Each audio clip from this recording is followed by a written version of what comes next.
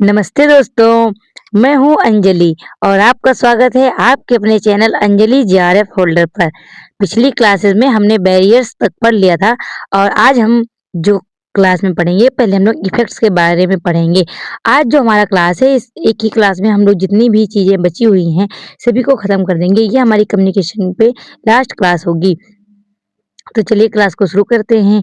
सबसे पहले हम पढ़ेंगे कम्युनिकेशन इफेक्ट के बारे में अर्थात कि जो संचार का प्रभाव होता है।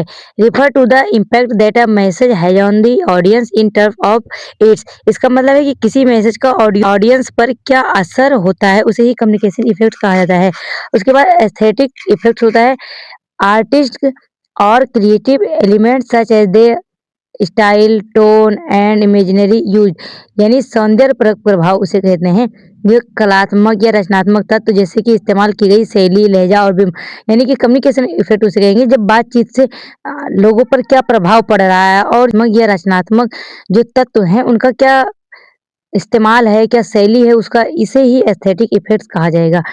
अगला है इंस्ट्रूमेंटल इफेक्ट यानी कि ऐसा इफेक्ट जो कि इंस्ट्रूमेंट के द्वारा प्रभाव पड़ रहा हो।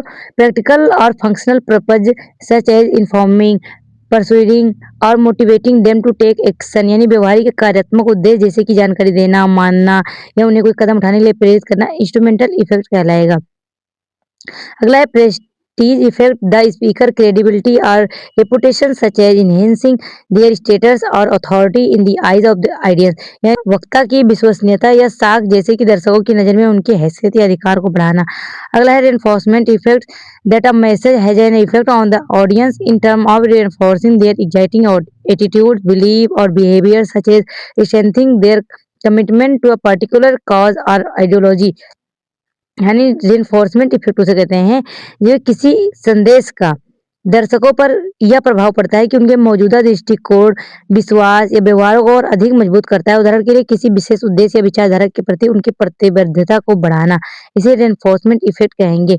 उसके बाद रिस्पाइट इफेक्ट जो कि हमारा लास्ट भी है। Respite means a short period of rest from something that is difficult और अनप्लीजेंट। राहत का मतलब है किसी मुश्किल या अप्रिय चीज से थोड़ी देर के लिए आराम मिलना, उसे हम लोग रिस्पाइट इफेक्ट कहेंगे। अब उसके बाद 3 प्रकार के कम्युनिकेशन होते हैं, simplex communication, half duplex communication और full duplex communication.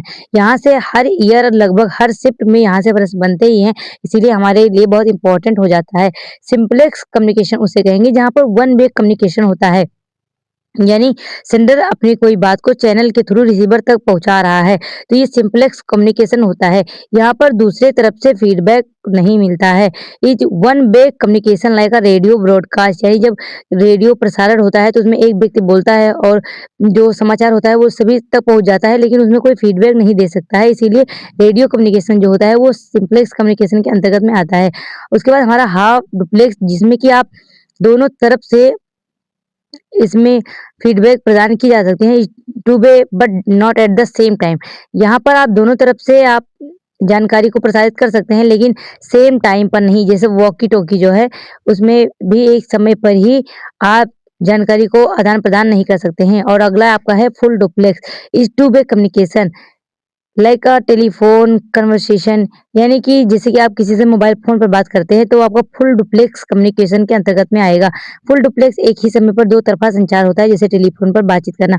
Communication media में बहुत प्रकार के हमें मीडिया देखने को मिल जाते हैं जैसे कि ट्रेडिशनल कम्युनिकेशन मीडिया यानी कि जो पहले के जमाने में संचार माध्यम का उपयोग किया जाता था। डिजिटल यानी जो आज यूज किया जा रहा है। इंटरेक्टिव कम्युनिकेशन मीडिया, उसके बाद print media, broadcast media, social media, online media, webinars, gaming.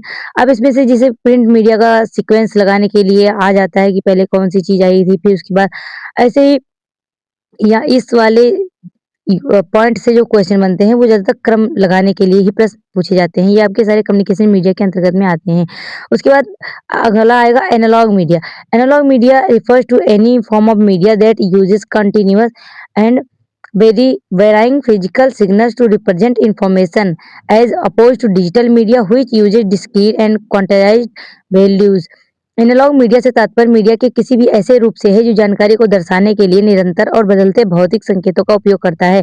इसके विपरीत डिजिटल मीडिया अलग-अलग और क्वांटाइज्ड मानों का उपयोग करता है। Analogue media primarily driven from audio recording यानी एनालॉग जो मीडिया है वो मुख्य रूप से ऑडियो रिकॉर्डिंग से ही प्रेरित है। The use of analogue media predates digital media and includes various form of such as vinyl records, audio cassettes, VHS tapes, film reels and analogue broadcast signal. यानी एनालॉग मीडिया का उपयोग डिजिटल मीडिया से पहले से होता आ रहा है और इसमें vinyl record, audio cassette, VHS tape, film reel और एनालॉग प्रसारण संकेतों जैसे विभिन्न रूप शामिल हैं। Audience for analogue media is large, heterogeneous and anonymous. यानी कि जो एनालॉग मीडिया के दर्शक होते हैं विशाल, विविध और गुमनाम होते हैं। अब कम्युनिकेशन में ही एक बहुत ही इम्पोर्टेंट व्यक्ति का नाम आता है जो है मार्शल मैक्लुहान जी, जिन्होंने ग्लोबल विलेज यानी विश्वग्राम की अवधारणा दी है। और इस बार के प्रश्न पत्र में पूछा गया था कि ग्लोबल विलेज की अवधारणा किसने दी है, तो वो मार्शल मैक्लुहान जी ने दिया है। इनकी एक पुस्तक है जिसका नाम है अंडरस्टैंडिंग मीडिया। इन्होंने एक बुक लिखा है उसका नाम है understanding media the extension of man. Marshall McLuhan ने understanding media the extension of man नामक पुस्तक लिखी है और ये पुस्तक बहुत इंपॉर्टेंट है। इसका नाम आप लोग याद रखेंगे। A distinction made by Marshall McLuhan between media such as print, photographs, radio, and movies, hot media, and media such as speech, cartoon, telephone and television. Marshall McLuhan ने प्रिंट, फोटोग्राफ, रेडियो और film जैसे media तथा भाषण, cartoon और telephone जैसे media के बीच एक अंतर स्पष्ट किया है। यानी कि हॉट मीडिया और कूल मीडिया को अलग-अलग करने का काम मार्शल मैक्लुहान जी ने दिया है। इसका उदाहरण है ये मार्शल मैक्लुहान जी ने दिया है। हॉट मीडिया के अंतर्गत में ये प्रिंट, फोटोग्राफ, रेडियो और मूवीज वगैरह को रखते हैं, जबकि कूल मीडिया के अंतर्गत स्पीच, कार्टून्स, टेलीफोन, टेलीविजन को रखते हैं। अब हमेशा अगर प्रश्न पत्र में यहाँ से प्रश्न बनते हैं तो पूछा जाता है कि कौन सा हॉट मीडिया में इंक्लूडेड नहीं है या कौन सा कूल मीडिया में इंक्लूडेड नहीं है। तो ऐसे प्रश्न को सही करने के लिए आपको दोनों याद करने की आवश्यकता नहीं है। अगर आप एक का भी याद कर लेते हैं तो दूसरे का एलिमिनेट करके आप आंसर तक पहुँच जाएँगे। हॉट मीडिया का क्या अर्थ होता है? Hot media are high definition because they are rich in sensory data.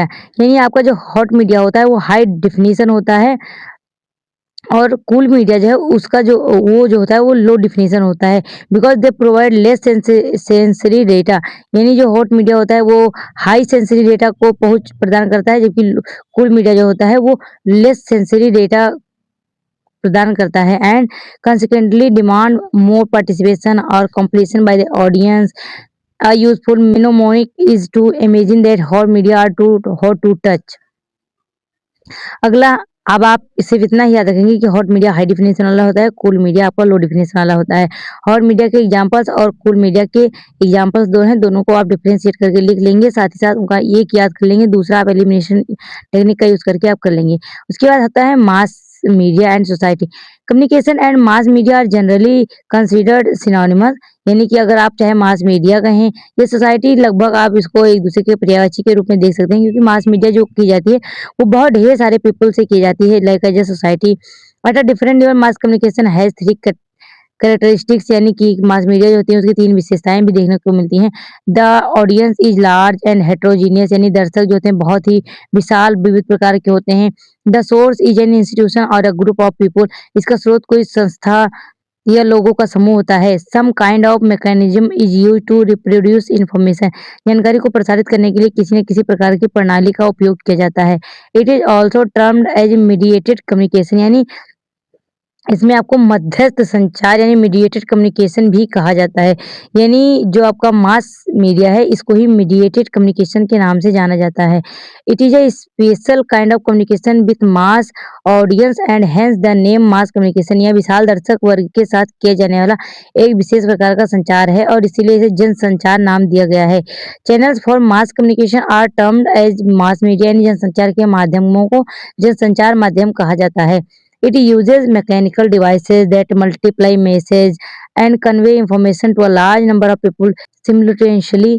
इसमें ऐसी यांत्रिक युक्तियों का उपयोग किया जाता है जो संदेशों की संख्या को कई गुना बढ़ा देती है और एक ही समय में एक बड़ी संख्या में लोगों तक जानकारी पहुंचाती है। Example of mass media include radio, TV, newspaper, magazines and film. यानी ये सारी चीजें जो हैं वो आपकी मास मीडिया के अंतर्गत में आती हैं। फिल्म जो है आपकी इलेक्ट्रॉनिक और प्रिंट मीडिया में दोनों में ही आती हैं। The sequential order of mass communication element, यानी जो मास मीडिया होते हैं उसके कई सारे एलिमेंट हमें देखने को मिलते हैं, जैसे सोर्स एंड इनकोडर हो गया, message, medium, decoder and feedback. ये सारे जो सीक्वेंशियल ऑर्डर है मास कम्युनिकेशन के। इसके बाद जो सबसे लास्ट पॉइंट है, वो एक बार पिछली बार पूछा गया था कि कल्टीवेशन थ्योरी जो किसने दी है, तो जॉर्ज गार्वनर जी हैं, जिन्होंने कल्टीवेशन की थ्योरी दी है। इसका नाम आप लोग याद रखेंगे। और इसी के साथ ही हमारी जो कम्युनिकेशन की यूनिट थी वो भी फिनिश होती है। हमने जितने कॉन्सेप्ट लगभग पढ़ने चाहिए थे, हमने कुछ भी छोड़ा नहीं है, सारी चीज़ों को पढ़ लिया है। इसके साथ में आपको सिर्फ़ और सिर्फ़ प्रीवियस ईयर क्वेश्चन लगाने की आवश्यकता है, और इस तरह से आपका ये यूनिट भी समाप्त होता है। धन्यवाद।